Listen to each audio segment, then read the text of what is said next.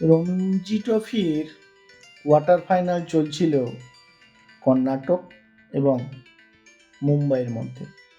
মুম্বাই ৩২৫ রানের একটা বিশাল টার্গেট দিয়েছিল কর্ণাটককে। চাপের মুখে যেভাবে ১৩০ রানের একটা ইনিংস খেলে কেএল রাহুল কর্ণাটককে সেমিফাইনালে পৌঁছে দিল, তাই কি কর্ণাটক দল সঙ্গে ইন্ডিয়ার প্রত্যেক ক্রিকেট প্রেমী এই কেএল রাহুলকে ক্রাইসিস ম্যান বলে? ১৪টা ৪ এবং একটা ছক্কা দিয়ে সাজানো ছিল ১৮২ বলের এই ইনিংস।